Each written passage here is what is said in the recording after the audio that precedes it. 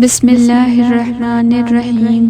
اللہ کے نام سے شروع کرتا ہوں جو بہت رحم کرنے والا نہایت مہربان ہے۔ اور ان لوگوں کی مثال جو اللہ کی رضا جوئی اور پوری دل جمی سے اپنے مال خرچ کرتے ہیں، اس باغ کی سی ہے جو کسی اونچی سطح پر ہو، اس پر زور کی بارش ہو تو وہ 2 گنا پھل لائے، پھر اگر اس پر زور کی بارش نہ بھی ہو تو پھوار ہی کافی ہے۔ اور تم جو کچھ کرتے ہو اللہ اسے خوب دیکھنے والا ہے۔ کیا تم میں سے کوئی یہ پسند کرتا ہے کہ اس کے لیے کھجور اور انگور کا ایک باغ ہو، اس کے نیچے نہریں بہتی ہوں، اس باغ میں اس کے لیے ہر قسم کے پھل ہوں، اور اسے بڑھاپا آ جائے جبکہ اس کی اولاد کمزور ہو، پھر اچانک اس باغ پر ایسا بغولہ آ پڑے جس میں آگ ہو اور وہ اسے جلا کر رکھ دے؟ اس طرح اللہ تمہارے لیے آیتیں کھول کر بیان کرتا ہے تاکہ تم غور و فکر کرو۔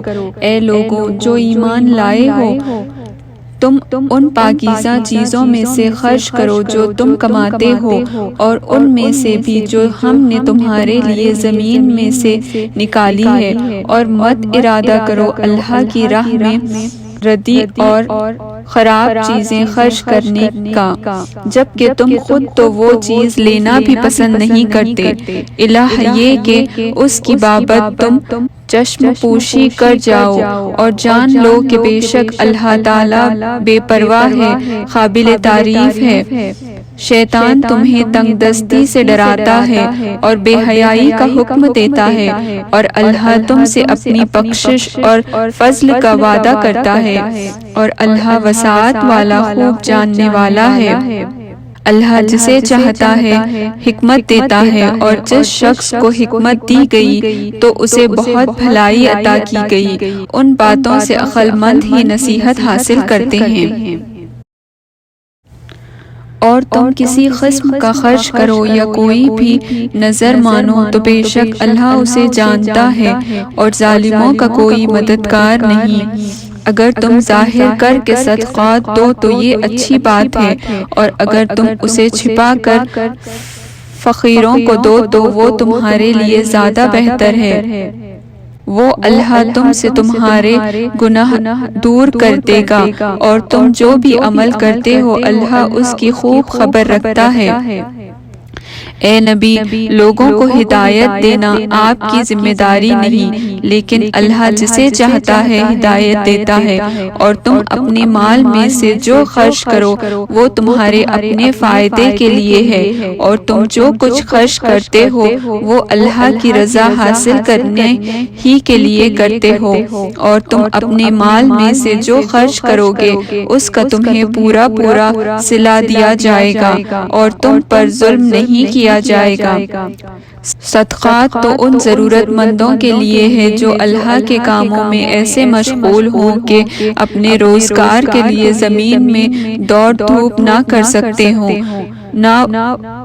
ناواقف شخص ان کے سوال نہ کرنے کی وجہ سے انہیں مالدار خیال کرے، انہیں ان کے چہروں سے پہچان لوگے، وہ لوگوں سے چمٹ کر سوال نہیں کرتے۔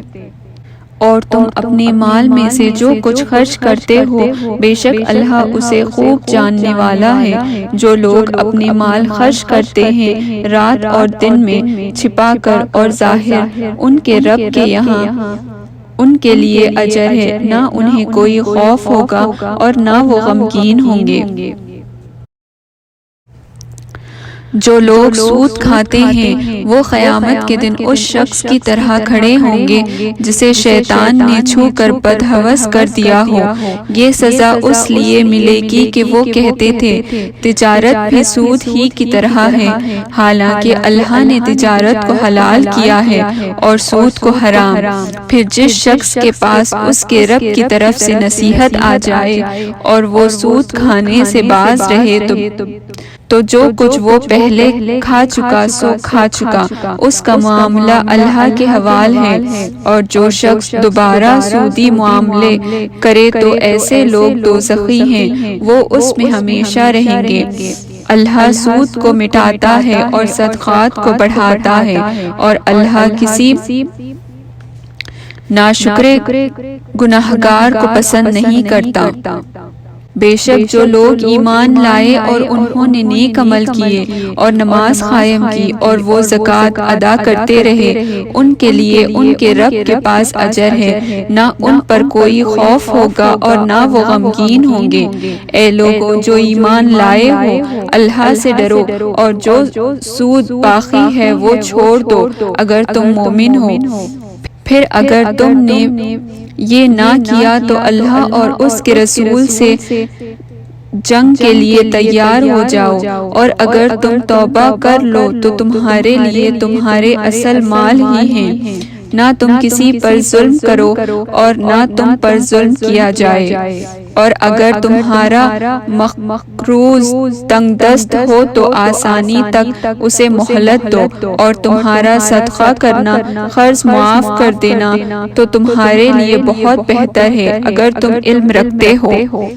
اور اس دن سے ڈرو جب تم اللہ کی طرف لوٹائے جاؤ گے، پھر ہر شخص نے جو کچھ کیا ہوگا اسے اس کا پورا بدلہ دیا جائے گا اور کسی پر ظلم نہ ہوگا۔